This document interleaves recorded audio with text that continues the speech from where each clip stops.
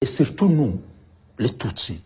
Les Tutsis se sentaient menacés parce que ces gens, ils fouillaient une armée qui disait une armée de Tutsis. Et ils venaient d'assassiner plus de millions de Tutsis. Donc on se sentait dans une insécurité totale.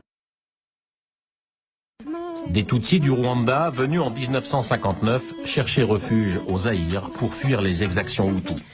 La plupart se sont installés dans les provinces frontalières du Sud et du Nord Kivu. Ces Tutsis rwandais, appelés Banyamulenge, sont devenus aujourd'hui citoyens zaïrois.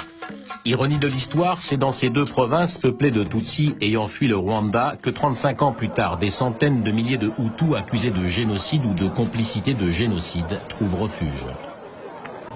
Le Zaïre arrive à accueillir à peu près 1,6 million Hutus,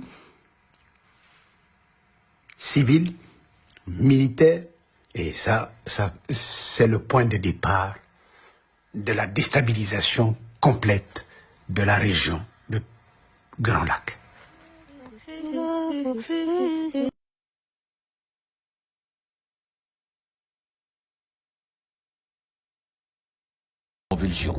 Les causes qui m'ont poussé à prendre les armes contre Mobutu sont les mêmes qui me poussent à le faire aujourd'hui contre Kabila.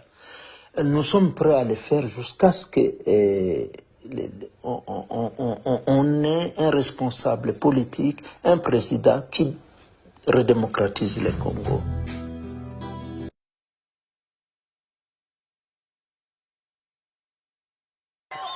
Au Rwanda, dans les camps d'entraînement du FPR, des milliers de Tutsis du Zaïre n'attendent plus désormais qu'un ordre pour passer la frontière et mettre fin à la menace d'un nouveau génocide.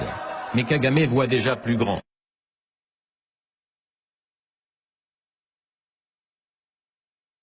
Dans notre armée, nous avions aussi des Tutsis du Zaïre. Au Rwanda, dans les camps d'entraînement du FPR, des milliers de Tutsis du Zaïre n'attendent plus désormais qu'un ordre pour passer la frontière et mettre fin à la menace d'un nouveau génocide. Mais Kagame voit déjà plus grand. Quitte à mener une guerre au Zaïre, autant essayer de mettre fin aux 32 ans de règne sans partage de Mobutu. Mais pour renverser le vieux dictateur, une armée même entraînée ne suffit pas. Kagame doit avancer masqué et donner l'illusion à la communauté internationale que ses troupes ne font qu'appuyer une rébellion interne. Il lui faut donc trouver un homme de paille, ce sera un certain Laurent Désiré Kabila.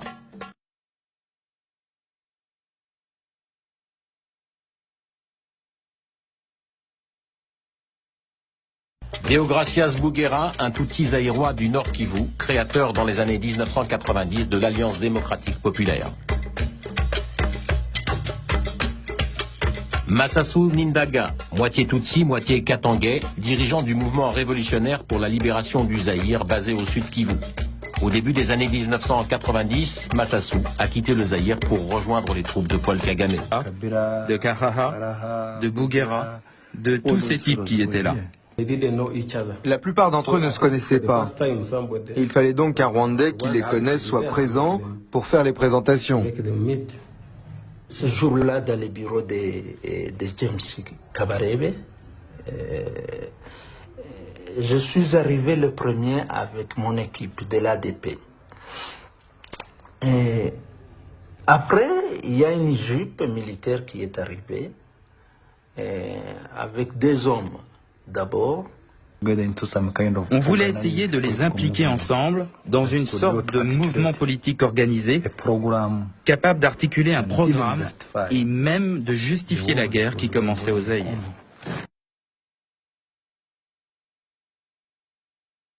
Le but de tout ça était de procéder à un nouveau génocide dans le pays. Nous prendrions nous-mêmes les choses en main. Je ne suis pas rentré dans les détails de ce qu'on allait faire, bien sûr.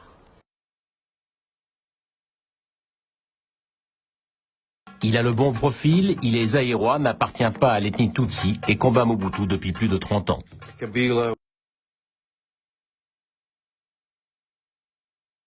Il a le bon profil, il est zaïrois, n'appartient pas à l'ethnie Tutsi et combat Mobutu depuis plus de 30 ans.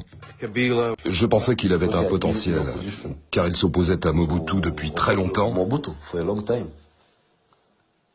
Et en plus, il était du Katanga, de l'est du Zaïre. Il parlait swahili.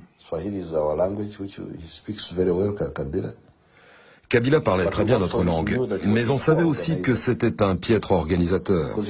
Il n'avait jamais réussi à s'organiser contre Mobutu. J'ai accepté de le présenter à Kagame. Pourquoi? Parce que le Rwanda avait de sérieux problèmes avec Mobutu. J'ai donc demandé à Innocent Bissangwa de l'amener au Rwanda pour le présenter à Kagame. J'ai introduit l'ordre du jour, c'est-à-dire la libération du Zaïre et la guerre contre Mobutu. Ils étaient contents. Je pense qu'ils étaient contents de s'être rencontrés. Quand nous avons décidé de rassembler ces Zaïrois pour faire la guerre,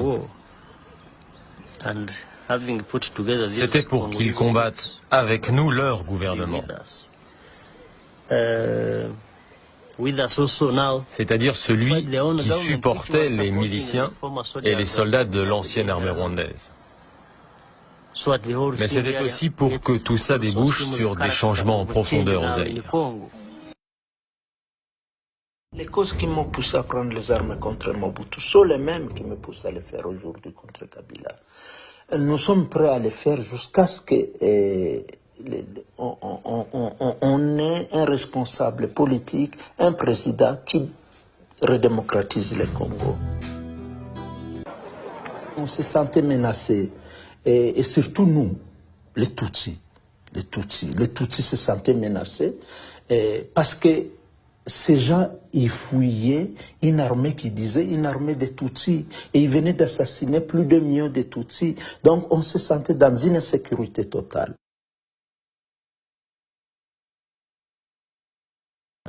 Il fallait pouvoir compter sur les Tutsis du Zaïre au cas où Mobutu décidait d'utiliser les Hutus contre nous.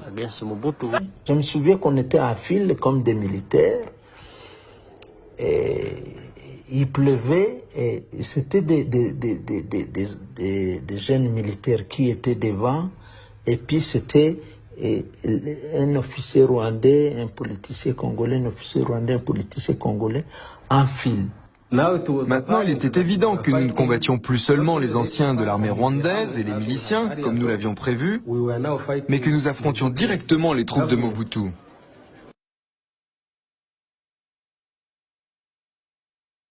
Pourquoi? Parce que le Rwanda avait de sérieux problèmes avec Mobutu.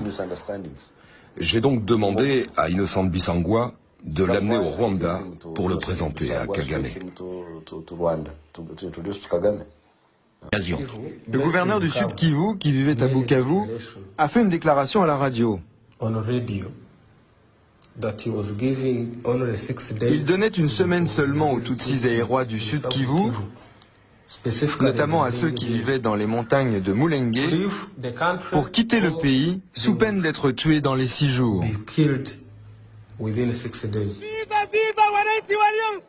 Ce sont des villes de Goma, de Bukavu et de Uvira.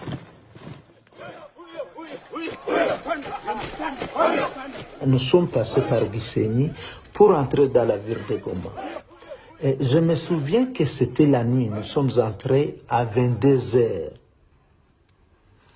Et nous étions avec les officiers rwandais. Nous n'avions pas porté Kabila au pouvoir juste par altruisme, mais parce que nous avions des intérêts dans cette affaire. Il était hors de question que les intérêts du Rwanda, de l'Ouganda et du peuple congolais au Congo passent à la trappe.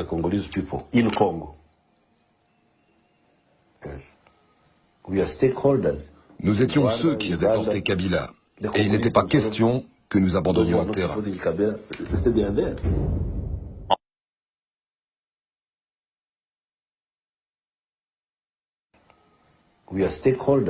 Nous étions ceux qui avaient porté Kabila, et il n'était pas question que nous abandonnions le terrain.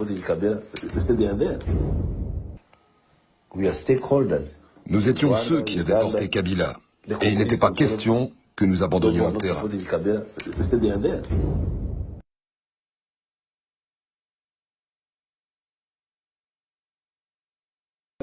To mistrust Kabila a commencé à se méfier de tous les Congolais d'origine Tutsi qu'il avait accompagnés au pouvoir.